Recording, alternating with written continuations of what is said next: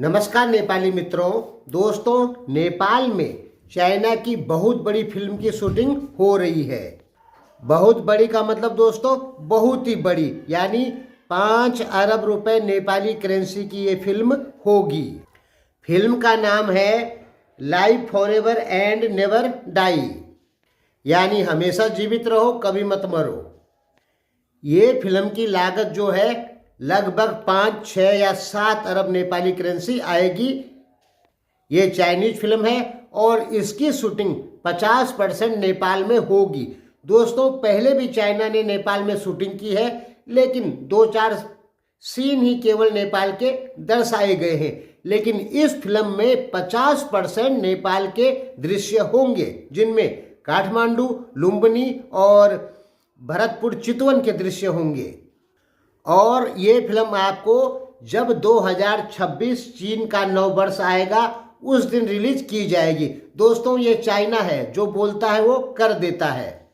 China ने कह दिया कि 2026 जो चाइना का नव वर्ष आएगा उस दिन हमको ये फिल्म रिलीज करनी है, तो समझ लीजिए बिल्कुल रिलीज करनी है, क्योंकि इसकी तैयारी नेपाल में बड़े जोर शोर से हो रही है और कुछ दृश्य इसके फिल्माए गए हैं। और अगस्त में 200 चाइनीज कलाकार और नेपाल आने वाले हैं इस फिल्म को बनाने के लिए।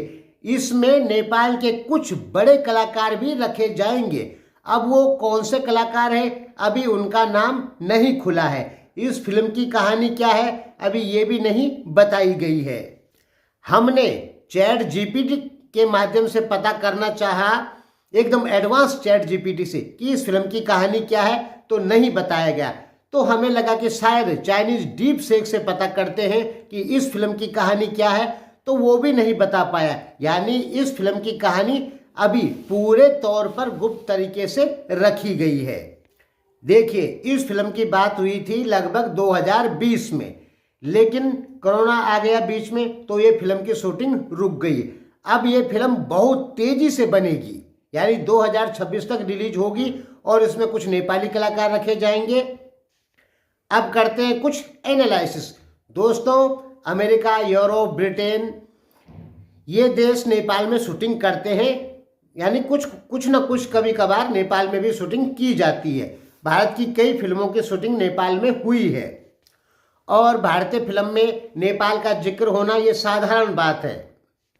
बहुत सारी भारतीय ऐसी फिल्में हैं जिनकी शूटिंग नेपाल में हुई है, लेकिन किसी को पता ही नहीं है, क्योंकि जब पहाड़ों के सीन लेने होते हैं, बर्फ के सीन लेने होते हैं, तो इसके लिए नेपाल को चुना जाता है। हालांकि वो चीज़ें नेपालियों को भी पता नहीं लगती है। अब मीडिया आ गई है तो अब पता लग रहा है। आप पुरानी फिल्म देखेंगे तो बहुत सारी जगहों की शूटिंग नेपाल में हुई है, क्योंकि बहुत सारी फिल्मों में पहाड़ दिखाने पड़ते हैं, बर्फ दिखानी पड़ती है, नदियाँ दिखानी पड़ती है। तो इस मामले में नेपाल ठीक जगह है। तो इसीलिए तो कुछ आपने देखा होगा कि यूरोपीय देशों की कभी कभार कोई फिल्म की शूटिंग नेपाल में हो जाती है, भारत की तरफ से भी हो जाती है। अब चाइना भी नेपाल में घुस चुका है और वो सीधे बड़े बजट की फिल्म ला रहा है, वो भी 50% शूटिंग नेपाल की जमीन पर होगी।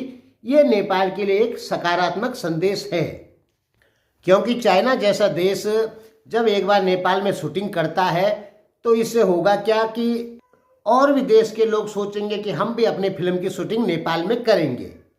देखिए, भारत का फर्क कम पड़ेगा, कारण पूरी दुनिया जानती है कि भारत की फिल्मों की कभी कभार शूटिंग नेपाल में होती है और वो पहले से ही होती है, आज से नहीं 70 साल से हो रही है। लेकिन चाइना जैसा बड़ा देश, फिल्म इंडस्ट्रीज में चाइना भी तीसरे नंबर पर है, तो चाइना जैसा देश अपनी शूटिंग नेपाल में करता है, तो इससे नेपाल के जो पर्यटन है उस पर जरूर असर होगा। इसीलिए मैं कह रहा हूं कि ये नेपाल की अर्थव्यवस्था के लिए एक सकारात्मक संदेश है या एक संकेत है। धन्यवाद।